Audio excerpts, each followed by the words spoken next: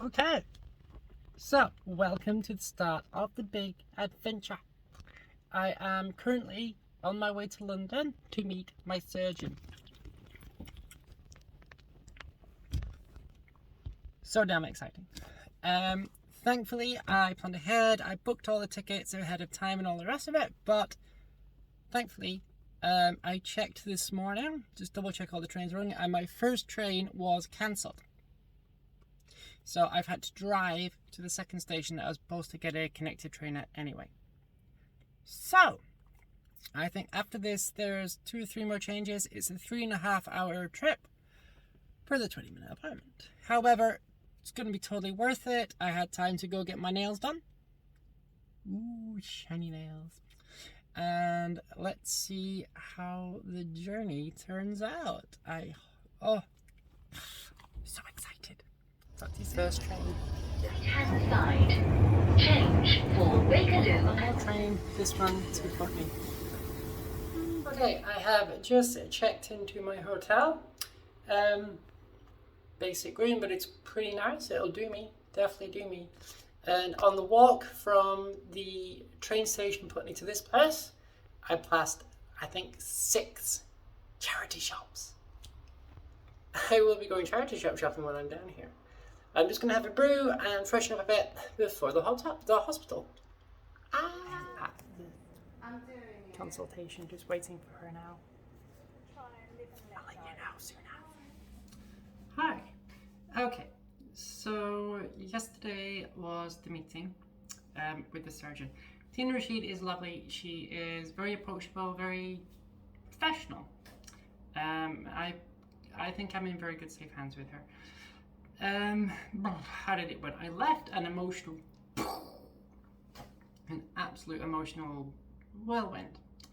I came away with a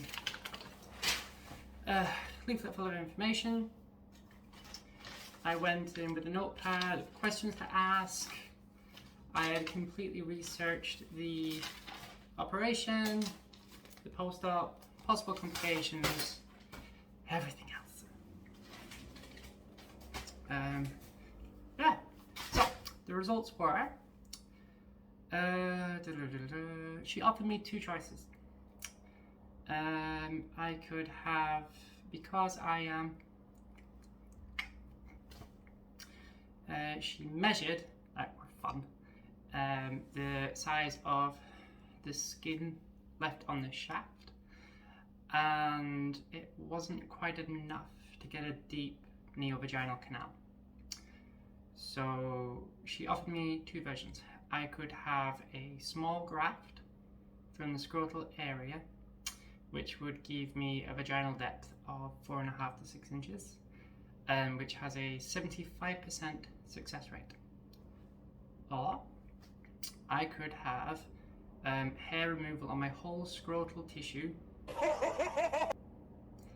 and have it's a variant she does of the classic penile inversion surgery, but instead of just inverting the penis skin and using the scrotal tissue to have a bit of it, what she does is she uses the penile skin for the front of the vaginal canal, so like my wee bits here, and the bottom half and the top is my excess scrotal tissue. So apparently there's a lot of skin there to work with. Who knew? And that will give me a vaginal depth of approximately 6 inches, depending on dilation, and has a 90% success rate. So I've opted for that. The questions I went in and asked, which I needed answers to. Where will the op be performed? Because obviously I live in Manchester. Their surgery in Wimbledon, their hospital. My BMI range for surgery, I was told that when I got my second surgery referral, was I don't want to let my BMI go down much further because it fluctuates between 17.5 and 18.5 depending on how much cake I've had. I talked to her about this because obviously I've worked hard for this figure. I have a healthy, balanced diet, Japanese food in one hand, great big bloody cake in the other. That's balanced as far as I'm concerned. And I get a lot of regular, less strenuous exercise during my job. And as a result, I have managed to get this figure. The slight hourglasses come from corset training, which if you like, I will do a video on another time. I'm getting distracted, I have ADHD, it happens a lot. Squirrel! So I asked if there were a problem with my BMI, or if it goes down a bit or up a bit or whatever. She said, and as long as I am healthy, a low BMI doesn't matter to her. You know, unless I'm like anorexic, skin thin, and all the rest of it. How I am now, totally fine. It's only if you have a really high BMI that you will be at risk of not having surgery. Next question, do they provide any transport after the surgery? The answer is a great big fat no. So you have to make your own way after the surgery. I talked about this with her because I'd read a lot about the safest place to do it is just flying back up north. And she said that was rubbish. Basically, a lot of her post-op patients, she's had post-op patients go on the train back to Scotland. So it's not necessary to get an air ticket. Apparently, you can go on the train quite happily. You're not released for about a week or so after the op anyway. Can the post-op follow-ups be done in Manchester? One of the lovely, great big hospitals in Manchester. Again, no. However, you only really have one follow-up unless things go wrong, and that's it between 8 to 10 weeks after the op. Then you got to get your ass back down here again.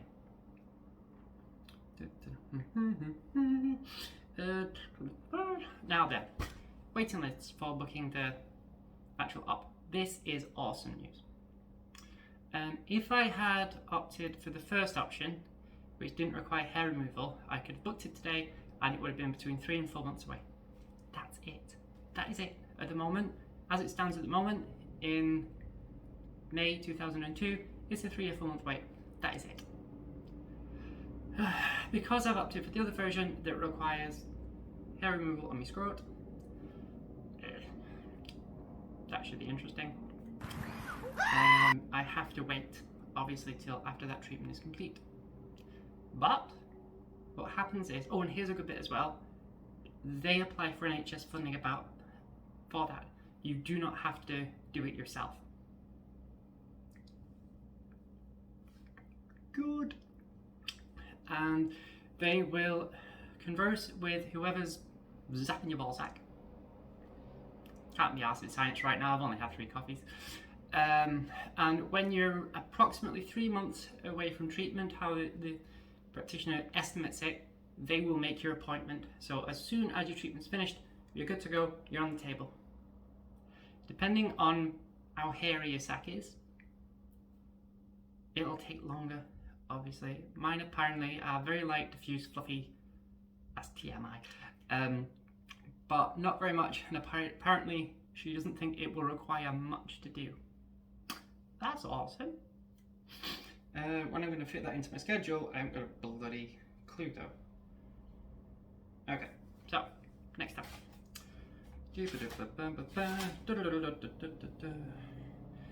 Alright, so yeah, discharged after about 7 days or so after the op. Obviously you've probably read up on the literature. I will post a link to the downloadable PDF of the actual step-by-step basic penile inversion therapy surgery. It's referred to as the gold standard, and unless you have, unfortunately, a tiny penile skin and not much scrotal skin, it is the way they will opt to do it. Unless you haven't got much at all, and then they'll go for the intestine bit, which obviously is not preferable. I will find you though a complete downloadable PDF about the surgery techniques for that. I would honestly say go in well prepared. Research the hell out of it, including complications and their fixes. prevalence of complications generally. That's what I did. Standard post-op treatment. Go in full of knowledge. Be armed with knowledge and impress them, basically. You don't want to come in like a dunderhead going, I think you just cut the bit off and do something. That's not going to get you very far. So, my next course of action is I have to wait. I don't like waiting. As anybody who knows me, I'm not a patient woman. Wasn't a patient man. I've never been patient. I can't even play the damn card game. And approximately in 3 to 4 weeks' time, the office at the hospital will receive the write-up letter from Tina Rashid's secretary, and then they will apply for funding for the hair removal. I've already phoned up and said this is the choice I've made, because Tina gave me the choice, that one and that one, and I've chosen the one with the high success rate and the largest, deepest vaginal depth. Obviously. Not going into that though. I probably need more coffee at this point.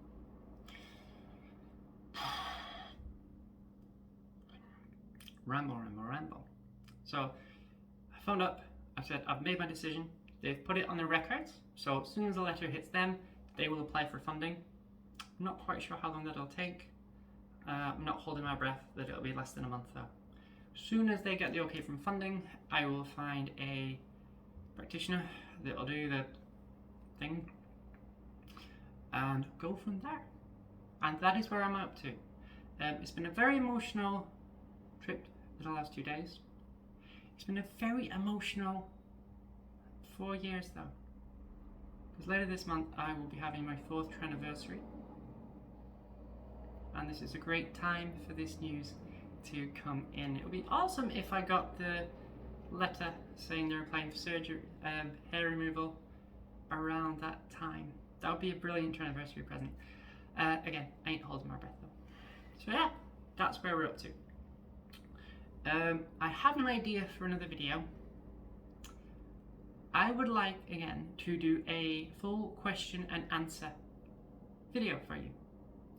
Now, I have, I think 30 odd subscribers at the moment. That's awesome. I love you guys to pieces. I really hope that you're getting help from these videos. If there's anything respectful you want to ask me about my journey, the procedures, the steps I have taken to get this far, because it has been a fight. It's been a slog, I'm not going to lie, it's been a battle. That's another story altogether, which I'll probably identify in another video. If you have any respectful questions at all, I want you to either put it in a comment or email it to 21stcenturytransuk@gmail.com. I will put a link in the description. And let's go from there. I think it'd be interesting. I will answer any question honestly, as long as it's respectful. So, as ever, I hope this has helped you. And remember, if you are transitioning, if you're even thinking of transitioning, you are so brave. And I love you for it. Until next time.